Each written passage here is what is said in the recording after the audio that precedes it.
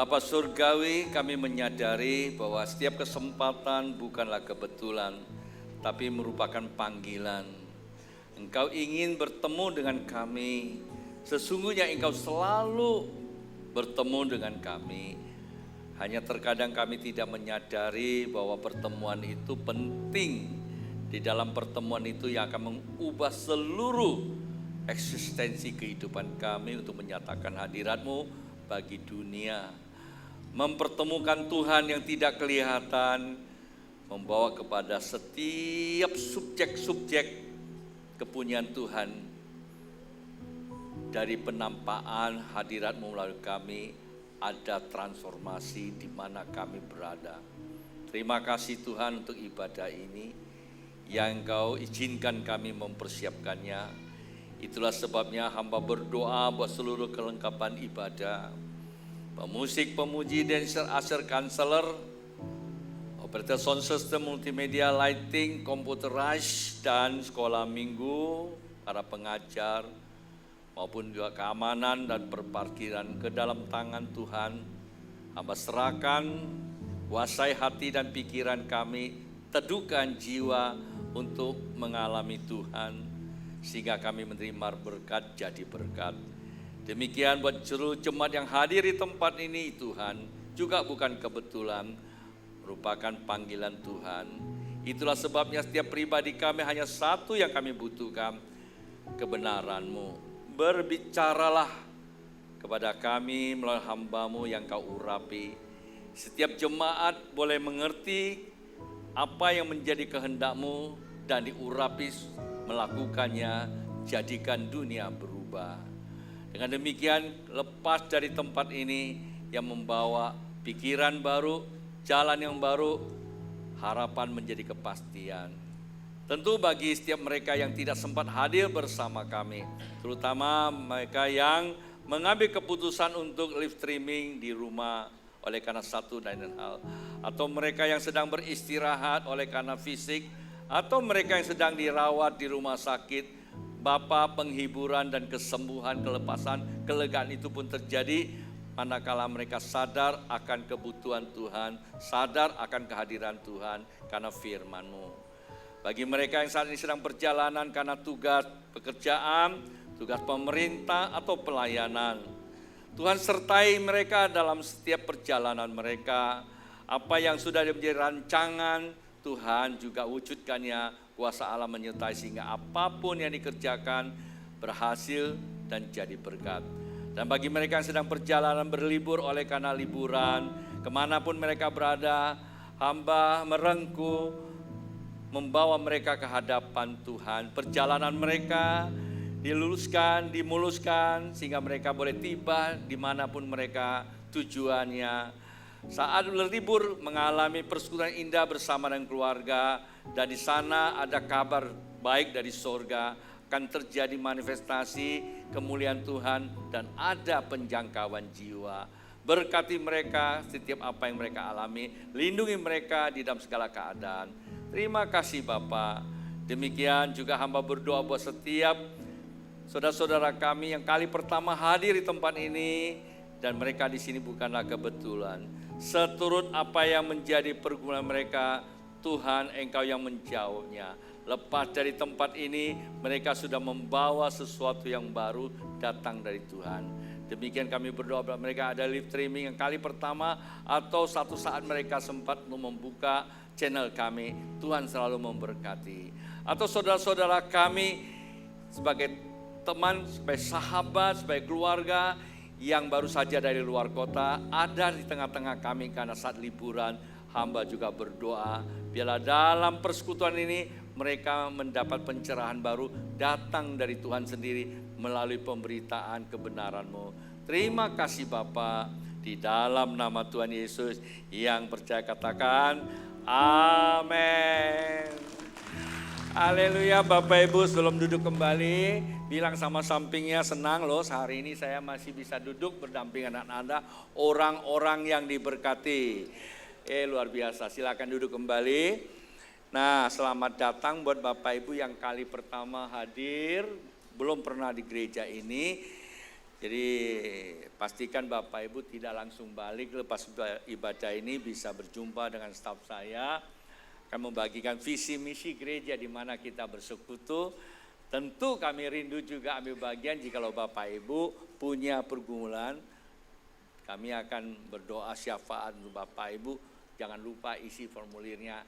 Nah, buat keluarga kita yang datang dari jauh, mungkin dari luar kota, dari luar pulau, luar negeri yang memang ini lagi musim duren. Bukan musim duren, musim Imlek katanya. Banyak yang datang, juga banyak yang keluar.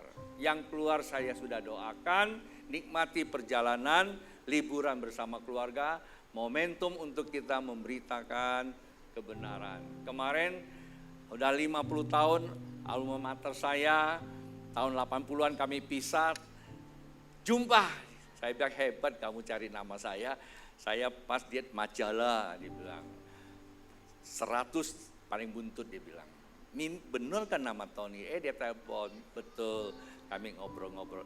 Rupanya dia orang Kalimantan juga, sedang ke pedalaman. Jadi memang hari-hari ini banyak datang dari luar kota. Nah, terutama juga kita punya Ketua Sinode, Pak Andreas dan keluarga, senang Anda bergabung di sini. Ya, pasti pulang berjumpa dengan keluarga ya. Ya, saya ini memang sudah di sini, keluarga saya malah di Jakarta gitu. Sebetulnya saya minta untuk hadir, ya saya bilang saya punya tugas negara.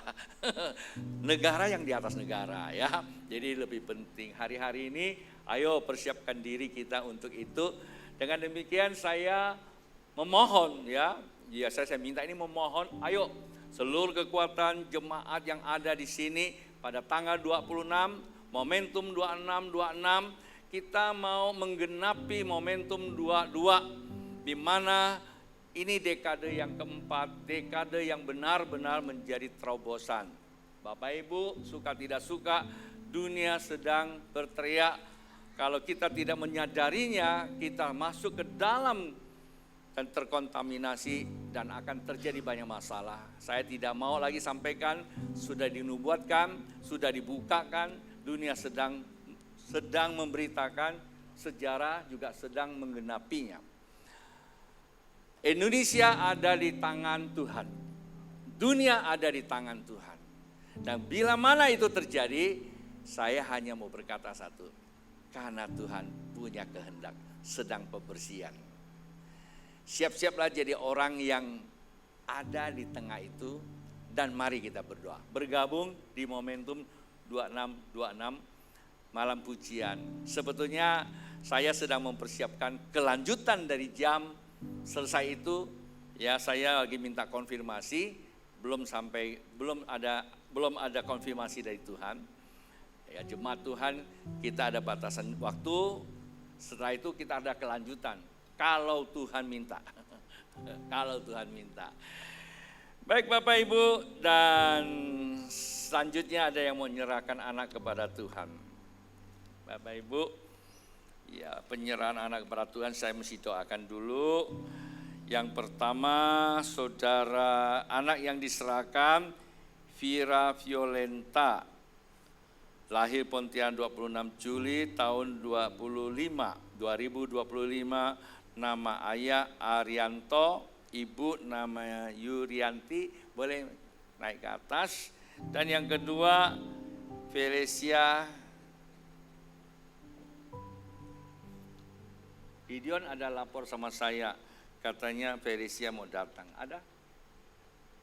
Hadir? Kalau ada selamat datang, tadi saya nggak jumpa.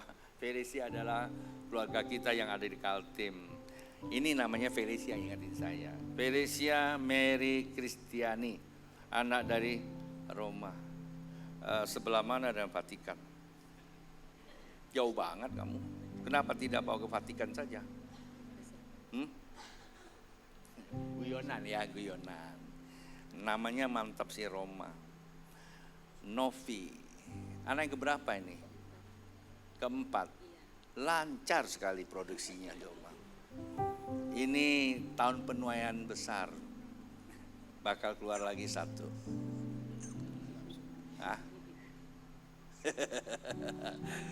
Bapak Ibu, anak tidak dibaptis kendati pun ada gereja yang membaptis, itu hanya bicara soal keyakinan. Kita tidak bisa masuk, tapi di tengah kita menganut anak itu diserahkan kepada Tuhan.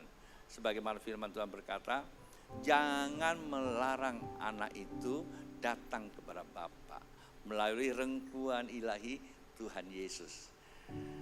Dengan demikian ada pemutusan dari yang lama disambung yang baru. Yang baru jaminannya kekekalan.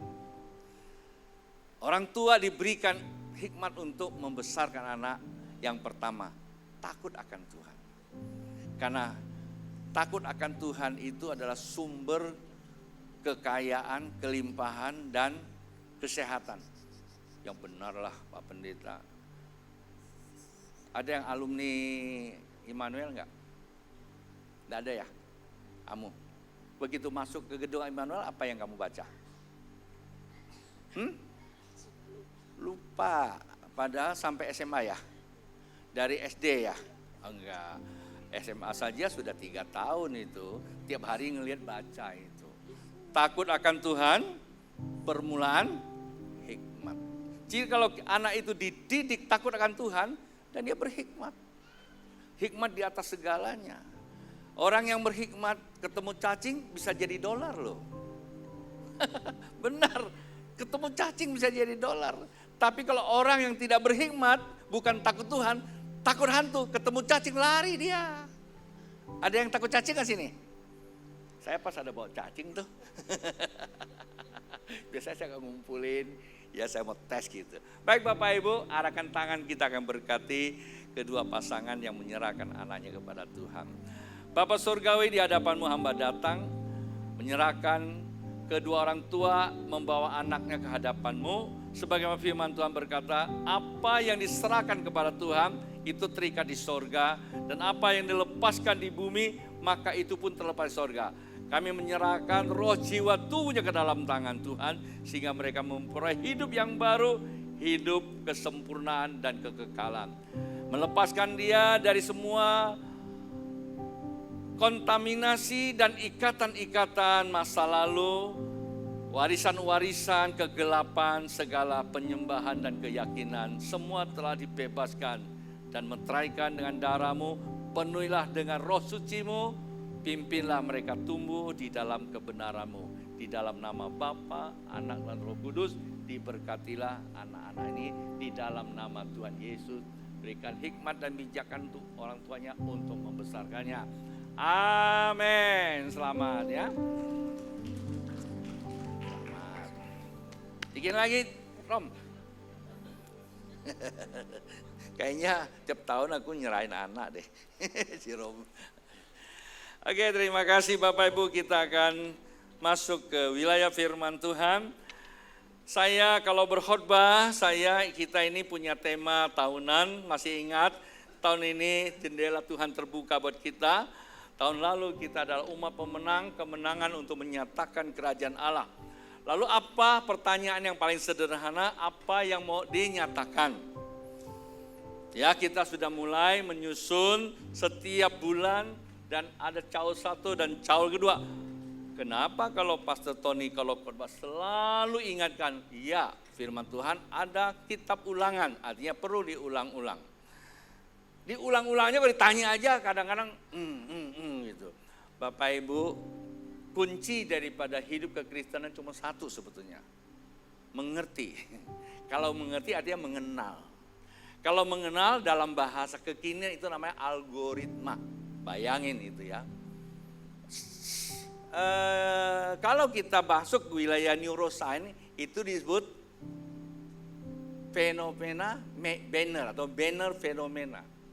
Ada spanduk-spanduk. Kita kenapa tempel spanduk ini? Supaya otak kita itu melekat, hati kita ada. Pada saat Anda ke suatu tempat, kamu tidak tahu di mana, katakanlah mungkin kita tersasar gitu ya. Tapi nggak mungkin lah naik pesawat masa tersasar sih. Tapi pernah loh saya naik pesawat tersasar. Kenapa? Tujuan saya ke Kalimantan. Ke sini nggak bisa mendarat, asap. Lalu dibelokkan ke Palembang. Saya pertama kali belum pernah ke Palembang. Mendarat di Palembang hampir berapa jam. Palembang masih Indonesia. Coba kalau pindah ke satu negara yang kamu tidak tahu. Dari mana kita tahu bahwa negara itu? Benderanya kan. Itu namanya banner. Hidup itu perlu ya selalu mengangkat banner apa. Itu dikata sistem. Sebuah sistem reticular ya, activity-nya. Itu diangkat supaya tiap waktu kita tuh ingat.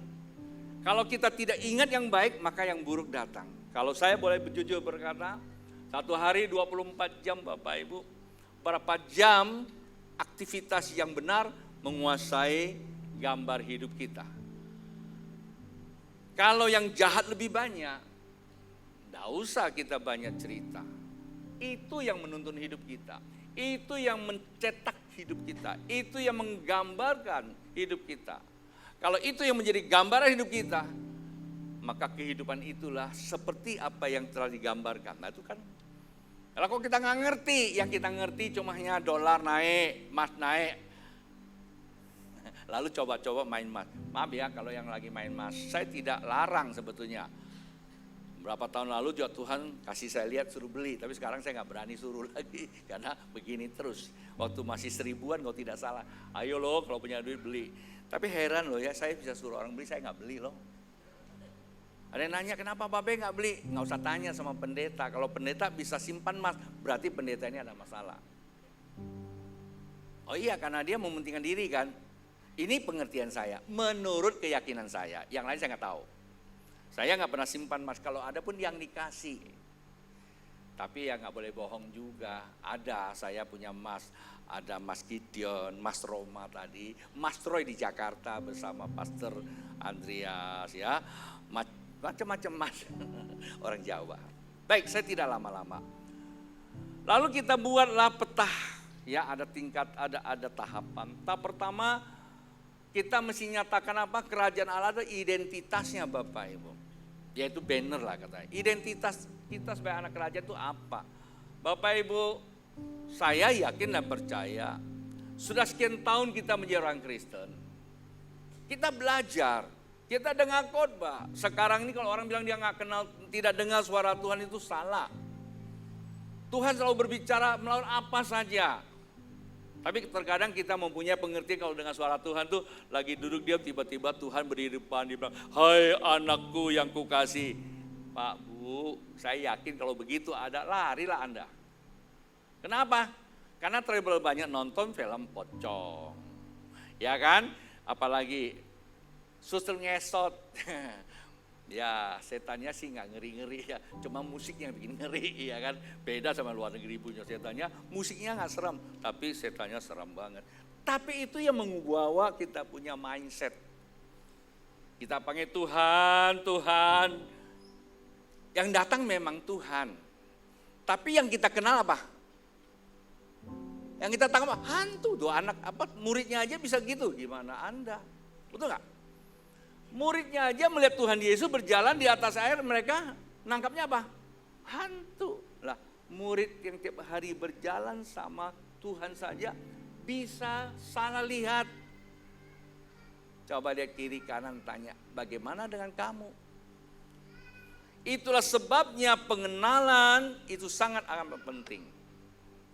Maka saya selalu ulang-ulang. Ada yang bilang, bosan ya dengar kalau Bapak kalau itu lagi. Ya kembali kepada Bapak Ibu.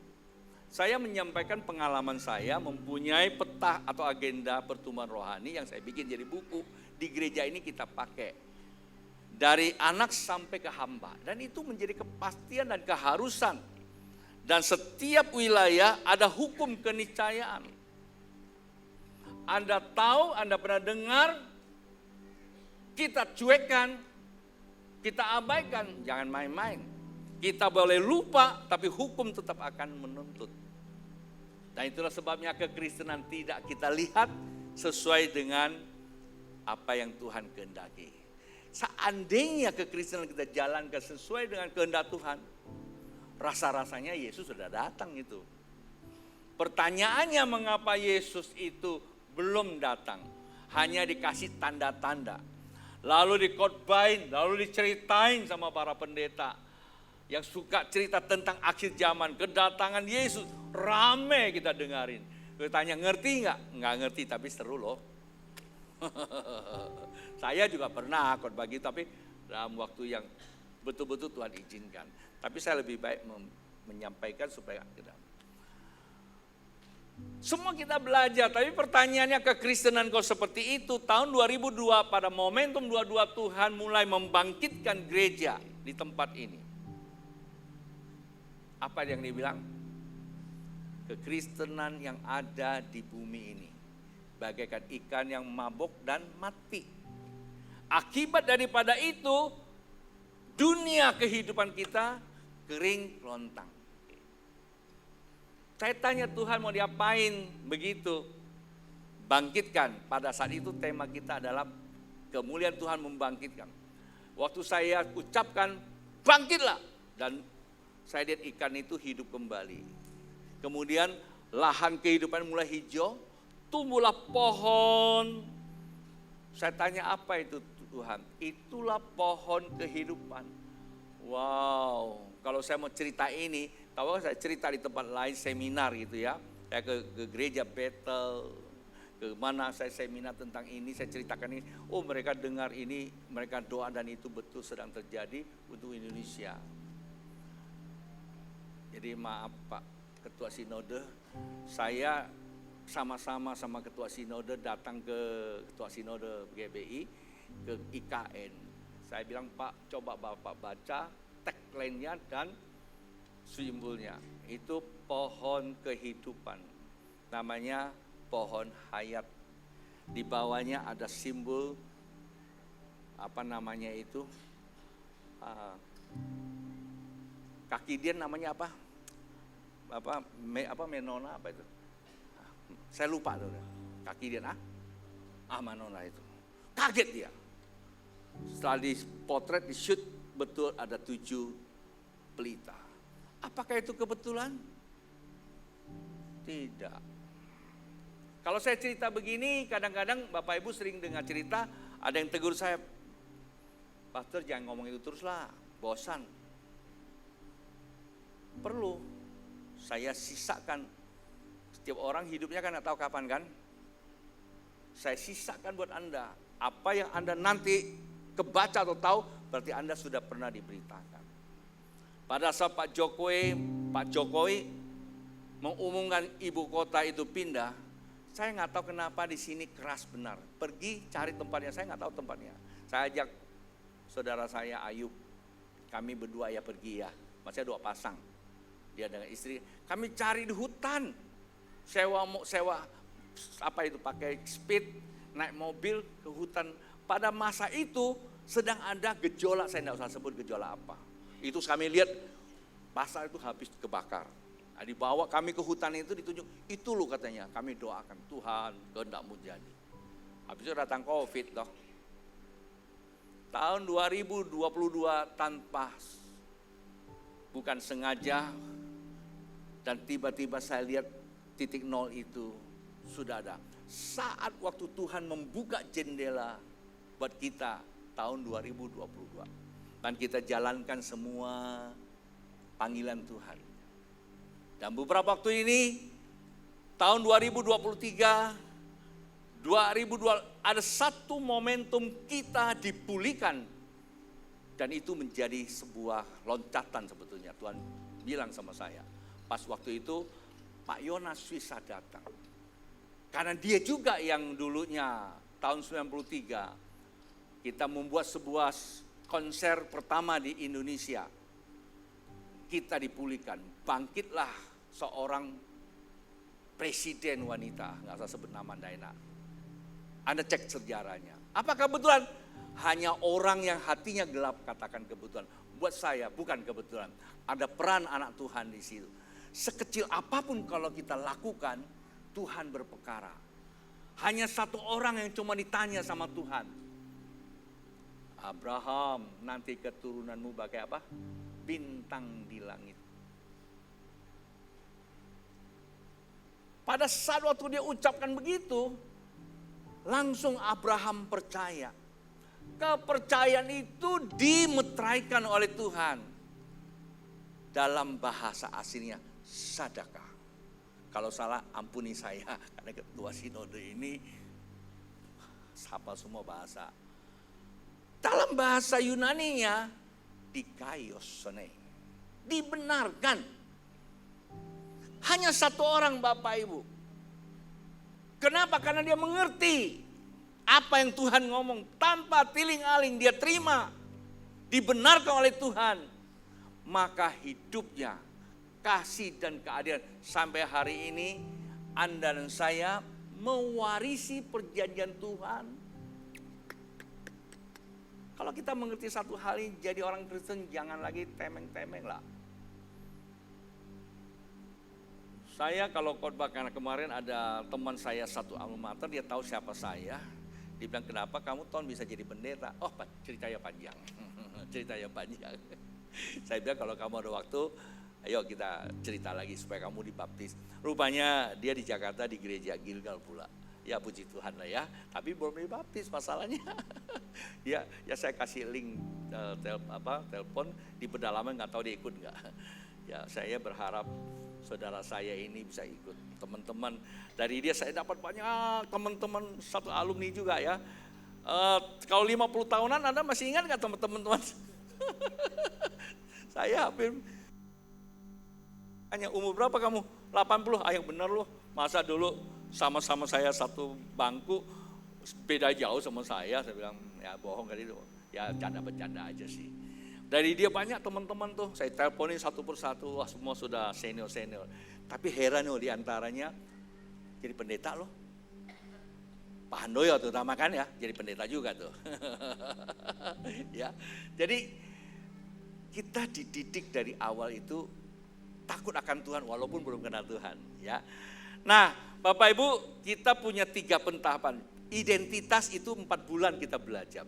Bulan pertama kita belajar satu, ini sangat penting ya, kesadaran kembali ke rumah Tuhan. Rumah Tuhan di sini kita mempunyai pengertian. Ini menurut keyakinan saya dari Alkitab itu 3K. Bukan gedung Bapak Ibu. Bukan apa yang kamu punya, itu yang pernah saya sampaikan kepada senior kita, founder gereja Sungai Yordan itu Pak Yoslamel.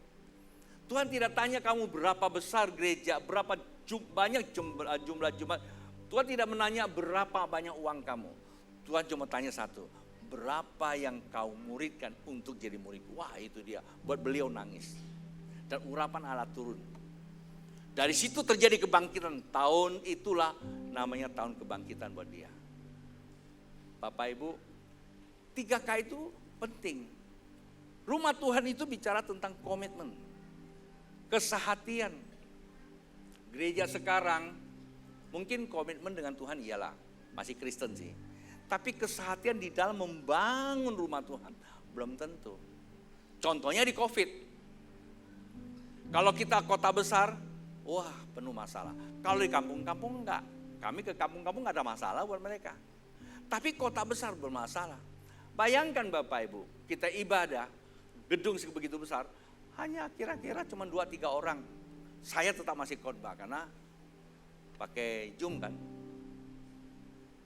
Ya, kayak hari ini kalau banyak keluar kota itu karena ada masa libur ya. Oke silakan, karena ini memang 1 tahun cuma beberapa kali. Silakan, saya doakan saya bilang. Tapi bawa terangnya dimanapun kamu berada. Ada yang datang di Jakarta, ada yang datang di Jambi, ya pada ketemu saya, telepon gitu. Ada yang pergi ke luar negeri, ya yang ke luar negeri, yang ke Amerika, ketemu keluarga, yang ke Hong Kong, ke Taiwan, ke Cina. Banyak lapor sama saya, silakan jalan bersama Tuhan. Bukan ke rumah Bapak, tapi jalan bersama Tuhan. Tiket kita ke rumah Bapak harus masuk rumah Tuhan dulu. Itu penting Bapak Ibu. Lalu kita belajar pada minggu pertama, rumah Tuhan terima urapan. Nah itu ada urapan awal tahun. Lalu minggu yang kedua di bulan Januari, Bapak Ibu kalau Bapak Ibu nggak catat, ayolah, belum dihapus itu kan di rumah dengar, ini penting Bapak Ibu. Tujuan saya sebagai pendeta cuma membuka pikiran, nggak ada apa-apa. Ketika pikiran Bapak terbuka, hatinya terhubung sama sorga, iblis selesai. Itu hidup dan kelimpahan itu datang. Tidak salah Anda bicara tentang kelimpahan, tapi bukan harta saja. Kelimpahan itu ada urapan. Apapun Anda kerjakan di tanganmu, pasti jadi berkat buat orang lain. Intinya seperti itu. Lalu minggu yang kedua dilanjutkan oleh Pastor Yusak, rumah yang dilupakan. Nah ini bagus juga tuh. Minggu ketiga kembali lagi saya bicara, apa itu? Berkat di rumah Tuhan. Oh kita bicara berkat juga dong. Itu identitas kita, kalau nggak diberkati ya gimana anak Tuhan. Dunia kan nggak mau lihat iman, haleluya. Emangnya kalau saya beras lagi naik bisa bayar pakai iman katanya. Bayar pakai haleluya, enggak juga. Nah anak Tuhan perlihatkan dong. Harus diberkati juga gitu. Anak Tuhan ke gereja ngomong ya panjang lebar tapi hidupnya hutang sana hutang sini. Ah itu masalah itu. Kalau hutang sana hutang sini masih nggak apa-apa, itu kan dunia kehidupan. Tapi mesti bayar. Ini hutang nggak bayar lari lagi, ah ini ya masalah. Di sini kagak ada. Saya yakin kan jemaat di sini nggak ada.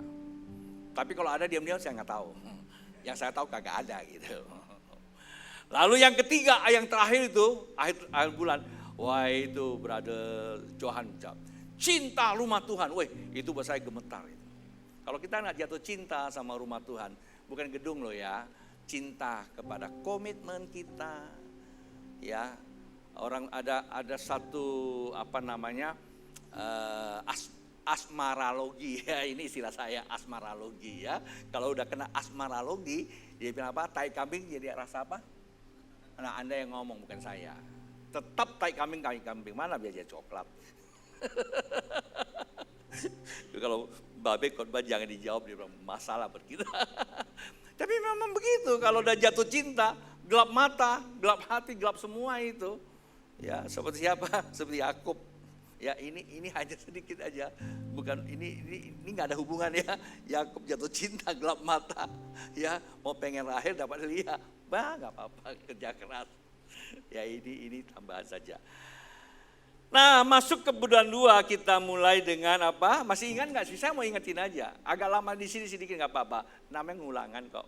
Kita masuk ke bulan 2, kita mulai dengan apa? Mengalami firman. Bapak Ibu kalau nggak pernah ngalami firman Tuhan, gimana kenal Tuhan? Bagaimana kenal jalan Tuhan? Musa berkata, Tuhan beritahukan jalanmu kepadaku. Kita ini apalagi zaman modern, pengen tahu itu laut tinggi. Kadang-kadang saking pengen tahunya nggak dikasih tahu, udah dikasih tahu tapi belum tahu, dia cari dukun, cari peramal. Sinsea, king ni si me kayak ini, ya udah tahu 26 masih me ini kayak. Ita king ni si, apa sih tahun apa sih tahun ini? Kuda, tahu ya, nggak apa-apa kok, nggak dosa kamu sudah kuda. King ni si, Beni, me be, webe. Ya, katanya api, saya nggak tahu benar loh. Tapi Tuhan kasih saya lihat itu singa, api. Ya berbeda dengan dia. Bagi orang dunia itu kuda, atau kita singa. Tapi memang benar juga kitab Yobel, saya lihat kuda melompat itu. Bagaikan api yang sedang menyala. Tapi Tuhan bilang itu singa, Yehuda. Tapi Alkitab sih bilang itu kuda. Dan kenyataan tahun ini tahun kuda. Ini si comeng kan gue jam puhe dah. Wah nggak tahu tuh. Ini kata peramal, kan saya ada di TV. Kalau lu nang cok kang gue sim yang puhe berarti bahaya. Tapi jangan salah juga, dia bilang puhe itu tahun ini kerja harus dengan apa? Roh yang menyala-nyala, amin. Saya sikapinya seperti itu. Orang suka ya diramal, pengen tahu. Musa juga pengen tahu. Tapi apa kata Tuhan? Musa, aku yang membimbingmu. Pakai apa Tuhan membimbing kita? Ini. Tuhan selalu berbicara. Kalau kamu tidak mengalami suara Tuhan, kamu tidak akan kenal jalannya. Kalau kamu tidak akan kenal Tuhan.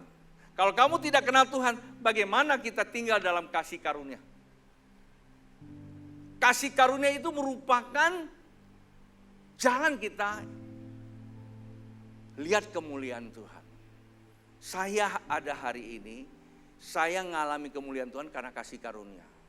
Tuhan kasih saya tulis lagu. Saya ini bukan penyanyi loh Pak Andreas. Tapi bisa nyanyi. Nyanyi sendiri. Kalau nyanyi rame-rame lebih seru lagi. Dia nyanyi kemana, saya nyanyi kemana. Tapi Tuhan kasih saya lagu. Ya kan, berkat Tuhan itu melimpah karena kasih karunia. Nyak kemarin ngomong sama saya. Yang Tuhan tuh sayang kita. Iya, masa baru tahu?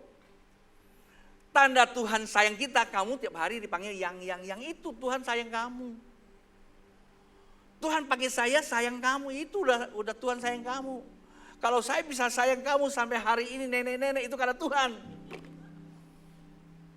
Kalau kamu bisa sayang saya sampai kakek-kakek botak begini, itu karena kasih karunia Tuhan. Agak sedikit keras. Tapi dia iya, saya kemarin tuh pengen, ini bukan promosi ya. Saya nggak sebut barangnya, saya kepengen ini loh yang, saya kepengen aja. Saya ini agak belakangan denger, kayak Saul juga. Tahu tapi udah agak bener, biarin aja. Dia usaha-usaha sendiri, tiba-tiba ada keluarga kita ya, jemaat itu dari luar kota, luar pulau malah, telepon, saya mau ke Pontianaknya, tolong lu kasih alamat, saya mau kirim ini buat Nya. Hah? Yang dia rindukan itu dikaruniakan, itu masuk 21. Dan bukan satu kali Bapak Ibu, hampir sering kali. Bukan ada yang kebetulan. Karena apa? Karena kasih karunia. Kita lihat kemuliaan Tuhan hal kecil. Mungkin Bapak Ibu cuma mau beli duren. Kepengen makan duren, bukan gak punya duit. Kepengen makan, mungkin contoh ya. Kepengen makan duren, tapi mungkin karena udah malam gak punya waktu, cuma ngerasa dong. Aduh kalau ada duren enak nih kita ya. Makan sama keluarga gitu kan. Baru ngomong gitu. Tiba-tiba ada yang gedor pintu. Pak, saya pas ketemu duren. Durennya bagus. Kalau yang bagus nggak bagus nggak dikirim. Saya lihat bagus duren. Ingat pendeta. Beli dia bawa ke rumah. Itu namanya kemuliaan Tuhan Bapak Ibu. Ini cerita pendeta. Bagaimana cerita Anda? Sampaikan kepada teman-teman lain di komsel. Kan seperti itu. Jadi minggu pertama kita belajar itu. Minggu kedua Pastor Gideon menyampaikan. Dia agak kembali lagi ke bulan pertama. Gak apa-apa. Kemuliaan dalam rumah Tuhan. Barangkali Tuhan ngomong sama ini banyak yang lupa. Ayo ulang lagi. Gak apa-apa. Nah hari ini saya mesti bicara. Pagi sore beda. Kalau Bapak Ibu pengen jadi anak Tuhan yang lebih maksimal. Ikut sore juga. Karena sore itu lebih banyak saya membuka kepada description-nya, kemudian ada doanya. Kalau pagi saya membuka secara teorinya aja. Bapak Ibu di rumah coba baca. Banyak kesaksian dari luar pulau cerita sama saya. Kapan Bapak kunjung? Jakarta udah banyak sekali. Saya bilang dulu saya kepengen keliling-keliling tapi Tuhan tegur saya. Saya hampir 1 tahun saya nggak pernah keluar. Saya banyak di Pontianak karena saya mau gali lagi. Dan Tuhan kasih tahu sama saya, tahun 2026 ini ada masuk penuaian besar. Bapak Ibu mau percaya tidak percaya, ini hukum keniscayaan. Dan itu akan masuk. Sayang kalau kita tidak jadi pemain atau yang pembuat sejarahnya. Jangan jadi penonton, jadilah pelakunya. Saya pastikan Bapak Ibu bisa masuk dalam penuaian apa? Dalam segala aspek kehidupan. Masuklah kepada minggu yang ketiga hari ini, saya punya bagian ya. Jadi minggu yang ketiga ini tema yang harus kita bahas, saya akan bacakan lalu nanti kita baca beberapa ayat sebagai pengantar, lalu rangkumannya, kesimpulannya tutup gitu aja. Nanti lanjut lagi kalau jadwal saya. Perjumpaan, saya menggunakan tagline gini, berjumpa Tuhan, bangun hidup baru. Kalimat bahasa Indonesia kurang pas banget, tapi ya namanya tema. Sebenarnya lebih tepat perjumpaan dengan Tuhan membangun hidup baru. Jadi panjang nanti. Lebih bagus berjumpa Tuhan, bangun hidup baru. Waktu saya tulis ini, Tuhan suruh saya tulis ini, tiba-tiba saya diingatkan tentang kebangkitan 2022. Ini kayak kebetulan gitu. Di momentum 2022 kita, Tuhan katakan apa? Kita masuk ke satu gerakan, namanya gerakan hidup baru, New Life Generation Movement. Kalau Anda mau tahu itu di sini, bagaimana kita baca? Karena waktu saya jalan terus. Kita baca di dalam teks yang saya pakai, Keluaran pasal yang ketiga, ada 10 ayat. Saya bacakan dulu semua ayatnya, nanti baru saya bangun, saya konstruksi sesuai apa yang Tuhan taruh di benak saya. Sekali ketiga ia mengiring kambing domba itu ke seberang padang gurun, yaitu sampailah ia ke gunung Allah, yaitu gunung Horeb. Malaikat Tuhan menampakkan diri kepadanya di dalam nyala api yang keluar dari semak duri. Ini bicara tentang Musa ya, tadi saya nggak sebutkan. Lalu ia melihat dan tampaklah semak duri itu menyala, yaitu tidak dimakan api. Musa berkata, baiklah aku menyimpang ke sana untuk memeriksa penglihatan yang hebat itu. Lalu ia berfirman, janganlah datang dekat-dekat, tanggalkanlah kasutmu dari kakimu, sebab tempat di mana engkau berdiri itulah adalah tanah yang kudus. Ya, akulah Allahmu, Allah Abraham. Ini saya lompat ya, Allah Abraham, Ishak dan Yakub. Lalu Musa menutup mukanya sebab ia takut memandang Allah. Langsung ke ayat 7. Dan Tuhan berfirman, aku telah memperhatikan dengan sungguh-sungguh kesengsaraan umatku di tanah Mesir. Dan aku telah mendengar seruan mereka disebabkan oleh pengerah-pengerah mereka. Ya, aku mengetahui penderitaan mereka. Saya tidak kupas ya, saya tidak bicara, saya tidak khotbah ekspos, saya hanya menyampaikan topiknya nanti ya. 8. Sebab itu aku telah turun melepaskan mereka dari tangan orang Mesir dan menuntun mereka keluar dari negeri itu ke suatu negeri yang baik dan luas. Untuk suatu negeri yang berlimpah-limpah susu dan madunya. Ke tempat orang Kanaan, orang Het, orang Amori, orang Feris dan orang Hewi dan orang Yabus. Sekarang seruan orang Israel telah sampai kepadaku. Juga telah kulihat betapa kerasnya orang Mesir menindas mereka. Jadi sekarang pergilah, aku mengutus engkau kepada Firaun untuk membawa umatku orang Israel keluar dari Mesir. Bapak Ibu, kalau kita membaca beberapa ayat ini, 10 ayat ya. Ada satu ayat yang akhirnya menjadi kata kunci sebetulnya. Pada akhirnya Tuhan mau kehendaknya itu sampai kepada kita. Jadi kalau kita dengar khotbah, kita baca Alkitab, lebih banyak yang kita lakukan apa? Kalau kita ke gereja pulang, gua gak dapat apa-apa. Kenapa? Karena kita gak ngerti.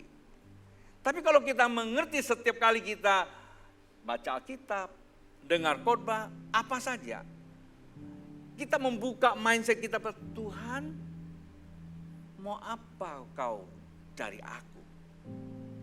Tahun 2022 kalau saya punya keegoisan, saya pikir saya nggak seperti ini juga, nggak di sini terus. Saya tentu minta kepada Tuhan sesuai dengan kehendak saya. Bapak Ibu semua tahu tahun 2022 itu masa Covid, semua paceklik. Kalau Anda disuruh minta, seandainya tiba-tiba Anda ketemu, dia bilang, aku beri 3 permintaan. Wah, Gideon saya suka kasih. Gid, aku beri 3 permintaan. Wah, katanya gitu. Lalu karena ada Gideon, ada Ayub, ada Happy, mereka bertiga tersasar di hutan. Tapi udah lama di hutan, makan enak. Pas ada duren. Kenapa? Karena ada sampokong di sana. Yang nggak ngerti sudah ikut tawa aja. Memang nikmati duren, bukan musangking, sampokong king. Lalu tiba-tiba datanglah sampokong. Wih, kamu makan duren saya, sekarang aku beri 3 permintaan. Datang Gideon. Samkong, aku mau pulang ketemu istri. Hilang pulang. Ketemu Ayub lagi. Apa yang kau minta Ayub? Saya juga rindu sama istri saya. Aku pengen pulang, ketemu istrinya. Ketemu Happy belum nikah. Dia gak pengen pulang karena ada duren. Aku minta buat teman saya balik lagi. Jadi Gideon dan Ayub kembali lagi ke hutan makan duren. Ini cerita guyonan aja. Tuhan pernah tanya sama saya, lo mau apa? Kita bisa minta sesuai keinginan kita kan? Tapi pada saat itu saya kata tahu ya, kalau orang Jakarta tuh langsung ingat gitu. Kenapa saya ingat? Berarti jemaat Tuhan banyak berdoa buat saya. Saya senang dengan statementnya Pastor Irwan. Ada ya Irwan ya? Irwan ada nggak? Ada. Ketika dia tahu ada orang minta saya Jakarta memberikan fasilitas yang cukup, tanda kutip menggiurkan. Saya bilang, Wan, saya diminta kembali di Jakarta, enggak usah balik. Dia bilang apa? Saya akan kirim berita ke Pontianak, suruh doakan supaya Bapak balik lebih cepat lagi ke Pontianak. Di situ saya sadar bahwa jemaat mengasihi saya. Saya tidak pernah merasakan bahwa ada namanya rejection dari jemaat.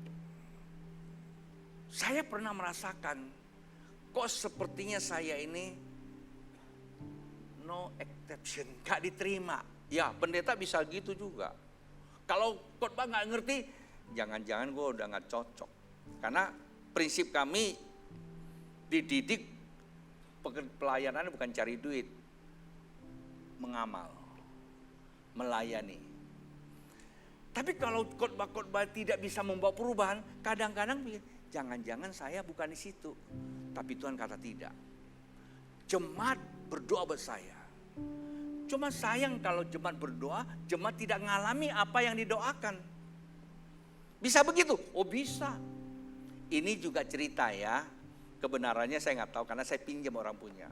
Satu hari ada satu desa, tiba-tiba masuk pembangunan besar-besaran. Nah di tengah gereja yang ramai, karismatik biasanya memang agak excited gitu ya, doa. Dan mereka berdoa.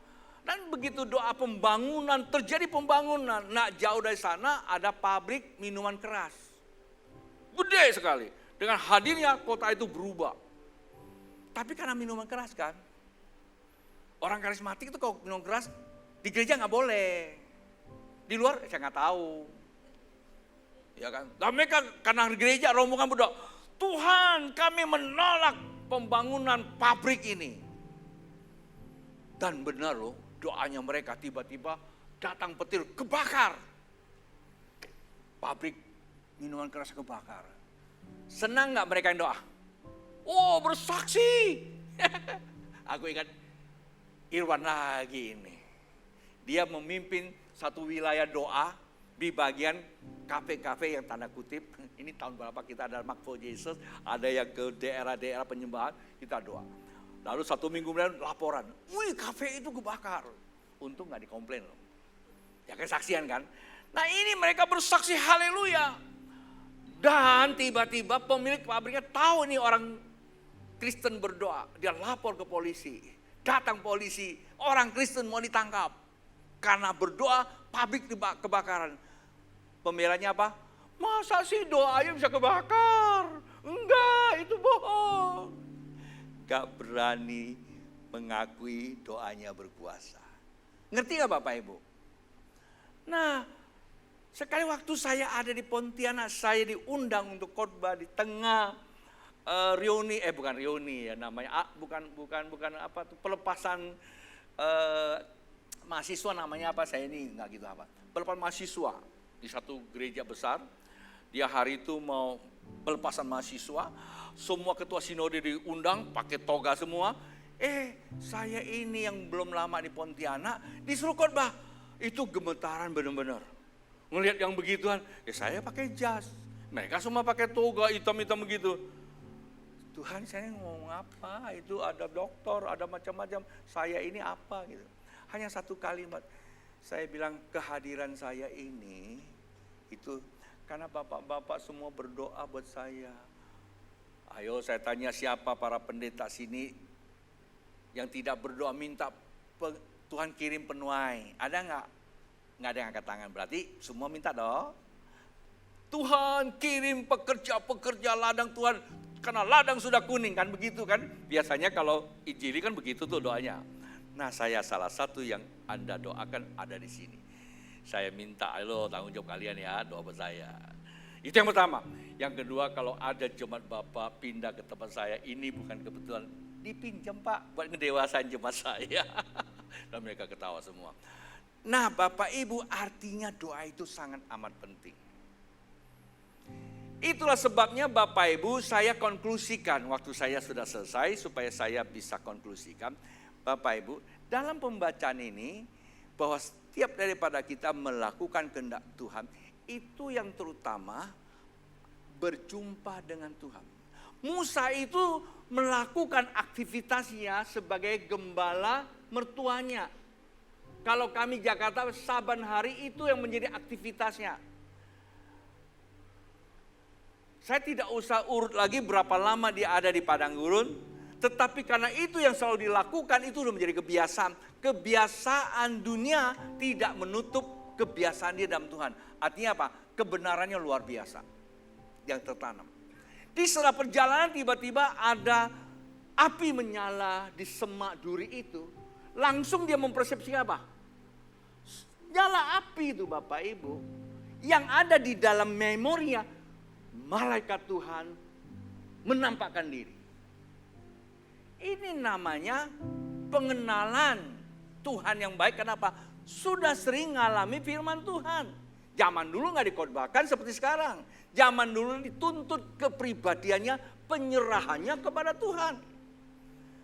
Dia ngalami firman Tuhan, ngalami Tuhan bicara langsung melalui apa? Hatinya. Dan saat itu dia melihat api yang menyala di semak duri, dia kenal itu Tuhan. Kendati pun ada sedikit keliru. Dia bilang malaikat Tuhan menampakkan diri. Sehingga membuat dia bukan saja dia tahu, dia kena hatinya tertarik. Penting Bapak Ibu.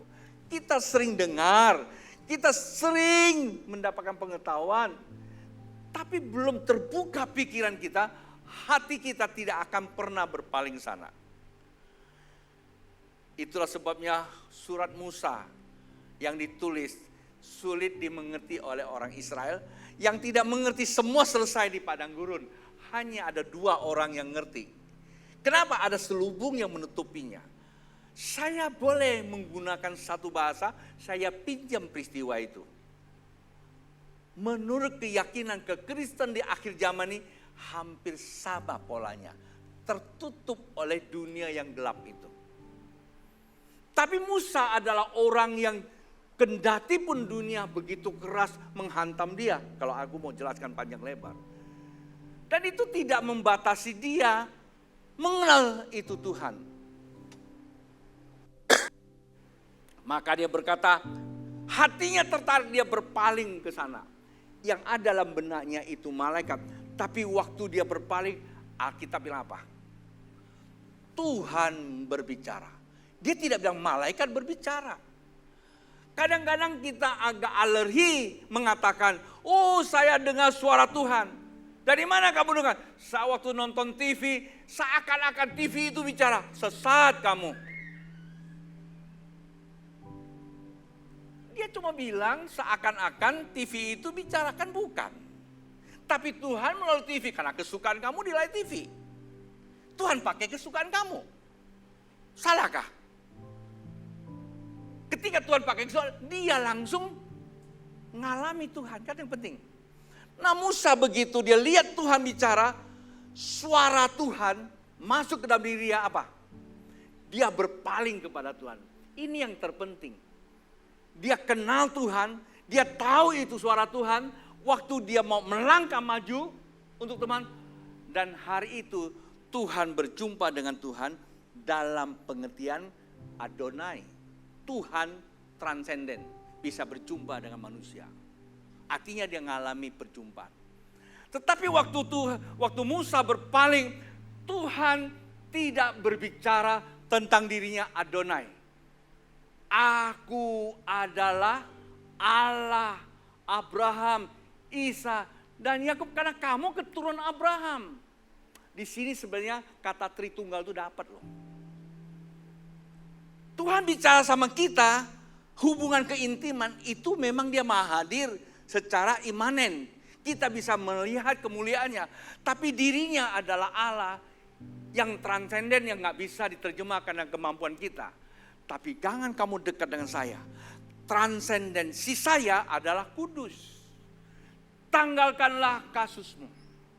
Jadi Bapak Ibu, Ketika Musa berjumpa dengan Tuhan, catatan pertama, ini singkat nih. Catatan pertama, tanggalkan kasutmu. Kasut itu adalah pijakan. Dalam hal ini bisa saya metaforakan bahwa pijakan kamu berpikir. Kenapa Musa harus tanggalkan kasut? Dia adalah seorang jenderal. Dia dibesarkan oleh Firaun. Bahkan dia jenderal yang selalu menang dalam peperangan bersama Ramses itu. Hanya dia bukan putra mahkota. Ketika dia punya hati ingin membebaskan saudara-saudaranya, dia mengalami apa? Rejection, penolakan. Sehingga penolakan itu datang kepada dia lari dari Mesir, tinggal di padang gurun selama 40 tahun, mengalami sebuah proses penumbuhan jati dirinya, kedewasaan. Kadang-kadang kita sulit, nggak mau diproses Bapak Ibu. Ketika kita menyampaikan suatu kebenaran, kadang-kadang memang ditolak karena mereka belum mengerti. Lalu kita keluar dari ketidakmengertian orang, kita lari, kita akan diproses kembali Bapak Ibu. Saya pernah diproses 4 tahun di Jakarta. Karena saya tidak mengerti panggilan Tuhan yang ada di Pontianak. Saya pikir udah selesai, saya balik lagi ke Jakarta. Itu diproses sampai suatu kematangan saya dibalikkan lagi ke Pontianak. Nah itu terjadi Bapak Ibu. Jadi tanggal kasusmu. Bapak Ibu ini banyak cerita di dalam itu. Saya tidak usah detailkan. Nanti sore ada kelanjutan sesi lain, pasti ini akan lebih banyak. Karena sore saya lebih banyak bicara pemulihan gambar, Bapak pemulihan gambar diri. Masalah Bapak Ibu, ketika gambar Bapak dalam hidup kita yang keliru, diri kita rusak, apa yang kita bisa buat? Seperti anak yang terhilang itu. Nah itu yang pertama. Dan yang kedua, perjumpaan kita dengan Tuhan mengalami pembaharuan apa? Pikiran. Ya, tanggalkan itu pikirannya. Kenapa kita mesti tanggalkan pikiran yang lama? Supaya kita dibarukan pikiran Tuhan, bisa menangkap suara Tuhan, kita bisa mengerti kehendak Allah. Sebetulnya dalam bahasa teologi kata kehendak Allah bisa diterjemahkan dalam maknanya, dikaiosone juga. Kata mengerti itu dibenarkan. Kalau kamu tidak mengerti, tidak dibenarkan Bapak Ibu. Ketika dibenarkan apa yang terjadi? Tumbuhlah iman. Iman itu untuk kita ketemu dengan namanya transenden. Dan kita bisa hadirkan Allah yang transenden, keimanan. Jadikan diri kita adalah tubuhnya Yesus. Aku hidup bukan aku yang hidup. Kristus yang hidup di dalam aku. Kalau Kristus yang hidup di dalam aku, apa saja yang kukerjakan pasti berhasil Bapak Ibu. Ini urutannya ya. Jadi yang pertama ngalami apa? Pembaharuan pikiran. Buat apa? Supaya kita mengerti kehendak Allah. Kalau kita mengerti kehendak Allah, kita dibenarkan, iman tumbuh, jadi tubuh Kristus. Kita ini bagian, saya hidup karena Kristus yang hidup. Orang lihat saya, dia bukan lagi dia tahu nih, lihat Kristus. Saya mau kasih tahu Bapak Ibu, setan lebih kenal saya daripada manusia. Karena setan ketemu saya, ada Kristus, dia lari dia. Tapi kadang manusia nggak mau, dia berani nyerang saya. Coba ya kan, karena setan itu percaya Tuhan, takut sama Tuhan juga gemetar. Kadang-kadang kita percaya tapi tak takut gitu loh. Ngomongin pendeta seenaknya, janji sama pendeta seenaknya, kibulin pendeta seenaknya. Saya bilang apapun yang kamu lakukan tanpa kesadaran, hukum tidak bisa dibatalkan karena tidak sadar. Paham? Saya pernah sekali bawa mobil, nggak nyadar juga sih lagi ngobrol-ngobrol, saya nabrak lampu merah. Di stop ini, di stop juga, bukan lampu merah. Ada polisi di stop saya nggak berhenti. Akhirnya saya dipanggil. Kenapa kamu nggak mau berhenti? Saya kaget. Bapak, saya pikir tadi patung. Karena situ ada patung polisi kan. Dia marah lagi sama saya. Kayaknya mau pukul saya keluar, saya lari ke atas. Bapak kalau pukul saya sini, supaya orang tahu bahwa polisi pukul saya. Lalu nggak jadi ngobrol-ngobrol. Ya karena dia pasti dari Sumatera. Saya lihat namanya Sumatera. Dia bilang, kamu mau kemana sih? Saya mau pelayanan, mau khotbah Pak. Oh Bapak pendeta, iya. Di gereja mana? Sungai Yordan. Oh mamang saya di situ juga. Ya gara-gara itu ayah udah cepat-cepat Pak. Hukum tetap hukum Bapak Ibu. Maka Anda sembarangan ucap, sembarangan septok, ngomong sendiri, ngomong cerita sana cerita situ. Kendati pun Anda tidak sadar, tapi hukum tidak bisa dibatalkan. Ingat ya. Jadi lebih baik langsung kita sadar, oh ya ada bagian kita yang belum cepat kalau mau lihat langit terbuka, kalau enggak tembaga. Sekarang tembaga belum terlalu mahal. Kalau perak sudah mulai mahal kata Tony Daud. Tapi Alkitab bilang tembaga masalahnya. Kalau jadi perak masih oke lah ya.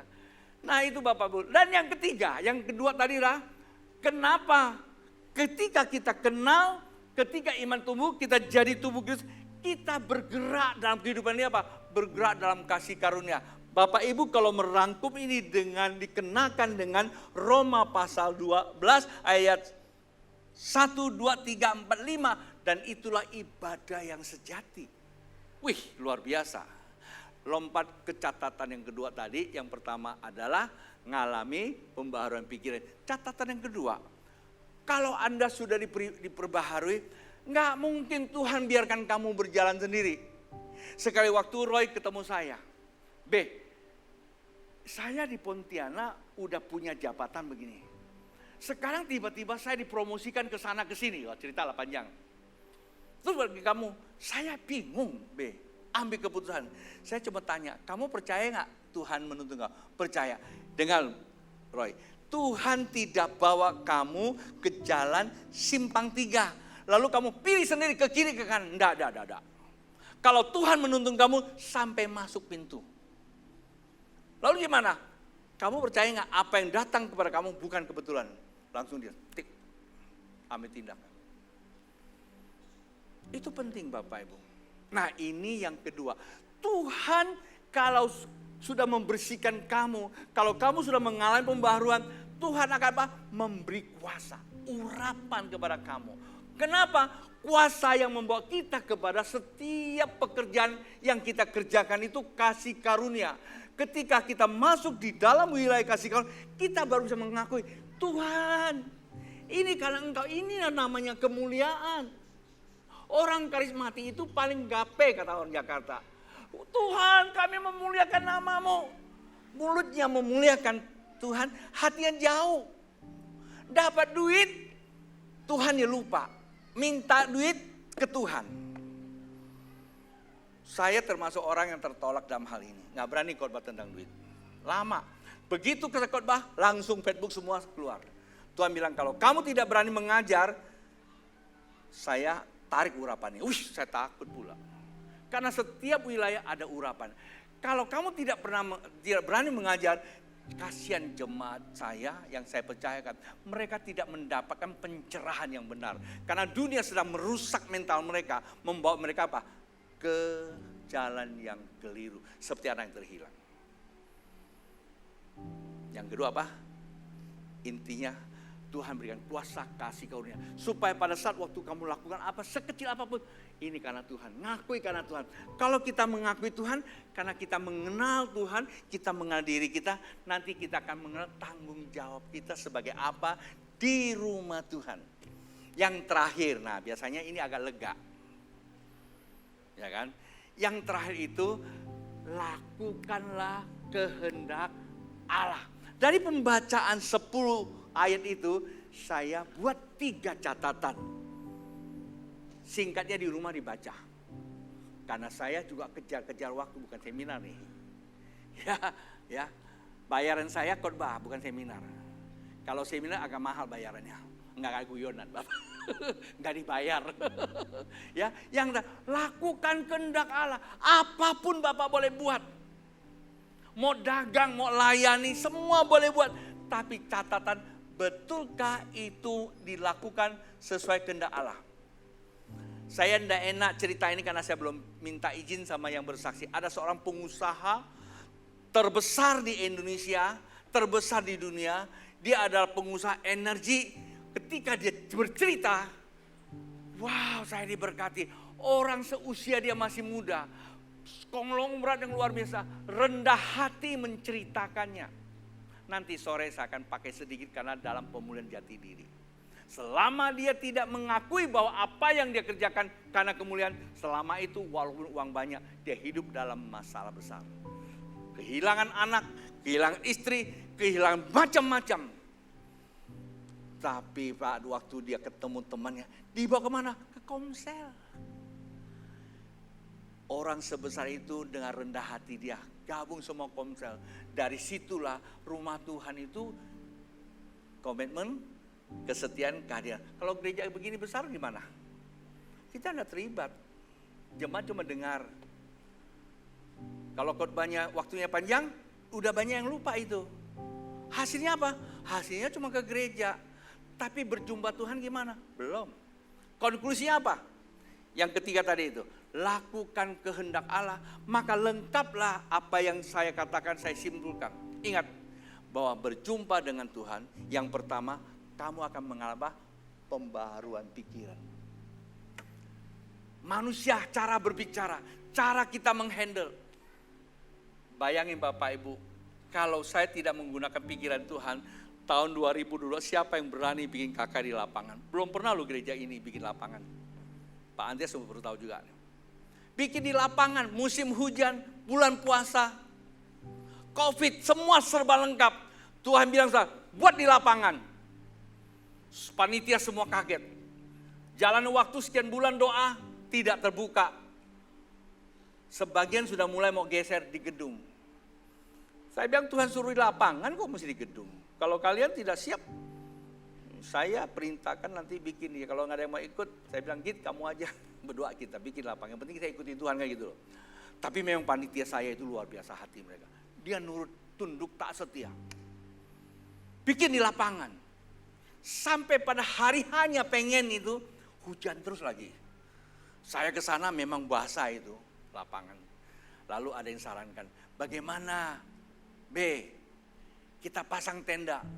Saya ngeliatin, kalau dipasang tenda lebih baik kita pakai gedung coy. Karena Tuhan suruh pakai lapangan, tetap lapangan. Nanti gimana hujan? Nggak ada hujan, paling air turun. Saya bahasa begitu. Memang betul. Saya sudah dapatkan pesan satu paket. Hari hanya kita bikin KKR, di mana-mana hujan. Saya diuji iman saya. Ada yang teriak sama saya, B, doa B. Kiri kanan saya teriak, saya mau kabur ya. Hujan udah mulai turun. Saya mau hindari mereka itu, bahasa-bahasa gitu kan bisa bikin lemah iman kita juga. Saya mau teriak, diam kalian. Saya belum, Tuhan Yesus pernah bentak Petrus, nyala kau iblis. Tapi karena saya bukan Tuhan Yesus nggak berani saya. Saya diam aja, udah netes. Lalu ada satu anak muda bilang, B kami doa. Doa kamu tidak akan mengubah keadaan lah. Kalau hujan, ya hujan saya bilang. Kamu susah doa juga tidak bisa mengubah karena Tuhan sudah janji sama satu paket. Kalau hari ini saya berdoa, berarti kemarin salah dong. Kalau kemarin salah, seluruh acara kita bukan kehendak Tuhan. Prinsip saya cuma pertama, Tuhan bicara lengkap, tidak ada hujan, tidak ada apa. Itu yang saya pegang.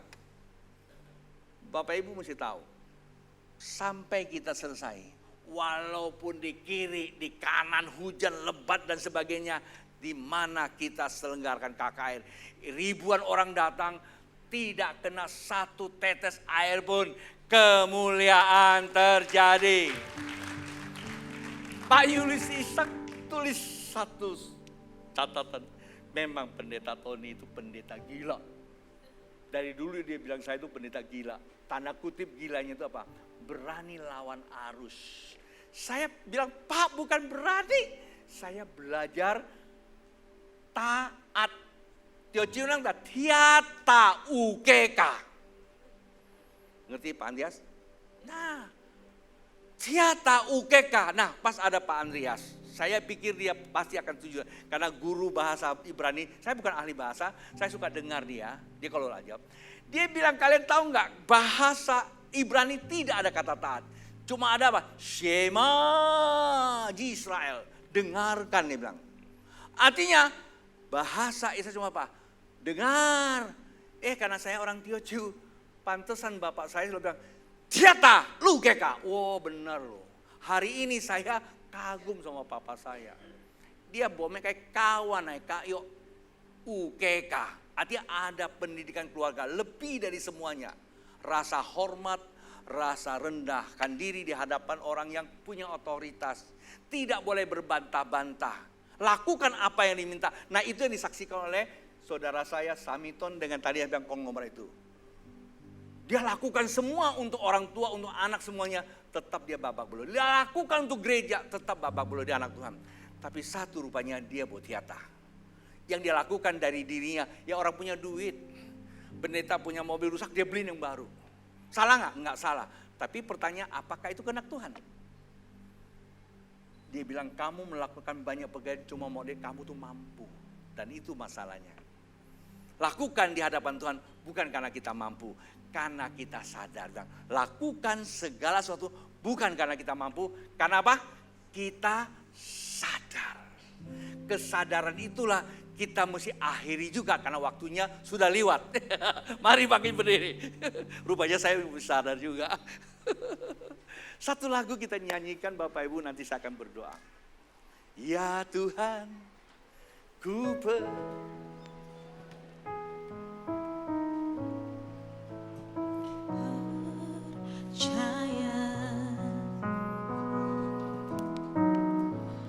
lewati lembah air mata,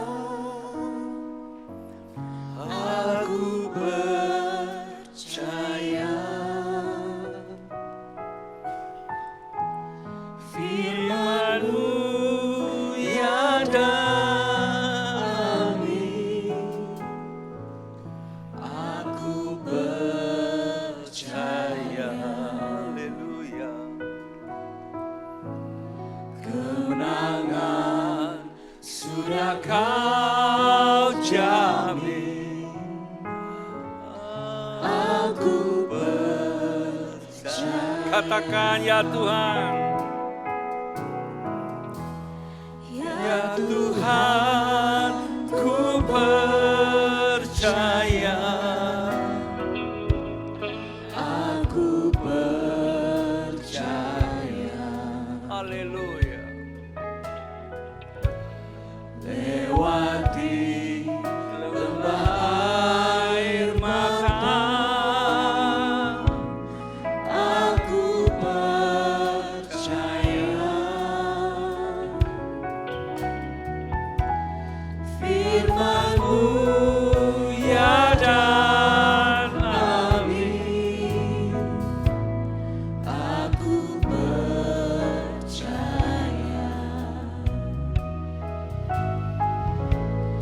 Kemenangan sudah Kau jamin, aku percaya.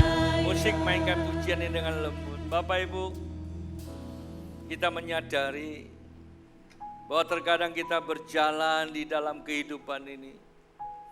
Tak kalah di masa-masa jayanya kita, bukan Tuhan tidak berbicara, tapi terkadang kita kurang ngeh mendengar, sehingga kita tidak melakukannya. Pada akhirnya kita akan dibawa kepada satu proses. Memang tidak enak sebetulnya, tapi kalau kita mengenal Tuhan, proses itu mendewasakan kita, supaya kelak kita akan jauh lebih baik. Kalau hari ini Bapak Ibu ada di sini atau di rumah, sedang mengalami kondisi seperti itu, ditambah dengan dunia yang mempunyai berita-berita yang tidak menyenangkan tahun 2026 dan seterusnya. Tapi ada kabar dari surga bahwa apapun boleh terjadi, Tuhan tidak tinggalkan kita seorang diri. Perjumpaan itu penting Bapak Ibu. Bagaimana kita bisa berjumpa dengan Tuhan kalau kita tidak pernah mengalami firman dan mengenal Dia. Dia bicara dalam segala aspek kehidupan. Dia bisa berbicara saat-saat tertentu melalui anakmu, melalui cucumu, melalui istrimu, melalui suamimu, melalui tetangga, melalui apa saja. Kalau Anda bisa memaknai dengan benar, Tuhan membela. Ketika kita mendengar, maka terjadilah sebuah perubahan sikap dan perilaku kita karena pikiran mulai berubah. Kalau sikap perilaku kita berubah, Tuhan beri kuasa. Tidak mungkin kita dikasih kuasa kalau kita belum berubah pikiran. kuasa yang diberikan pada Tuhan sia-sia. Kalau Tuhan sudah berikan kuasa, Tuhan tidak pernah memberikan kuasa kita hanya untuk dinikmati sendiri. Dia mau kita lakukan kehendak. Kalau ini kita lakukan dengan tekun, jalankan sesuai kehendak Tuhan, kita akan selalu memberi kemuliaan. Kendati pun berjalan di lembah yang kelam, kegelapan, Tuhan selalu menerangi dengan cahaya kemuliaan. Panggilannya itu adalah panggilan penuh dan kasih karunia. Bapak Ibu di tempat ini maupun yang di online. Kalau hari ini kamu membawa persoalan hidupmu yang ada di live streaming, kau sakit atau apa saja, taruh tanganmu di dada, saya berdoa. Bapa Surgawi, kendati pun kami berjauh, berbeda tempat melalui live streaming ini, kuasa Allah bekerja bagi mereka yang sedang mengalami pergumulan, baik pergumulan usaha pekerjaan, rumah tangga, hubungan suami istri, orang tua dan anak, pelayanan gerejanya atau pekerjaan dan sebagainya. Saat hamba berdoa di dalam nama Tuhan Yesus, kuasa Allah bekerja, terjadilah mujizat, dan disitulah namanya Tuhan sedang menceritakan kemuliaannya. Tuhan berkati setiap pribadi, berkati jemaatmu yang hadir di tempat ini Tuhan. Kendati pun hamba menyampaikan firman ini, mungkin kurang di dalam description-nya, tidak terlalu detail. Tapi Tuhan, mereka sudah menangkap bahwa Musa mengalami perjumpaan dengan Tuhan, mengalami pertukaran hidup, yaitu pembaharuan pikiran. Sehingga ia mengerti kehendak Allah, tumbuh iman sebagai tubuh Kristus, berjalan dalam kasih karunia. Dan dia menerima kuasa. Kemudian oleh kuasa itu dia melakukan kehendak Allah. Nama Tuhan dipermuliakan oleh Musa sampai dengan hari ini. Bapak, hari ini hamba berdoa setiap kami mengalami berkat yang sama. Berkat pewarisan Abraham turun atas setiap kami yang percaya. Itulah sebabnya setiap jemaat Tuhan di tempat ini, diberkatilah di dalam setiap langkahmu, jalan keluar masukmu, rumah tanggamu, usaha pekerjamu, bakul nasimu. Jemaat yang dikasih Tuhan dan saya kasih, ibadah kita pun sudah selesai. Ketika Anda ingin memberikan persembahan, angkat persembahanmu di hadapan Tuhan. Diberkatilah setiap tangan yang memberi dan diperhitungkan oleh Tuhan. Jemaat, ibadah saya tutup. Terimalah berkat dari Allah Bapa, cinta kasih Tuhan Yesus di dalam persekutuan Roh Kudus membawa sekalian dari sana sampai Yesus datang kedua kali. Yang berjaga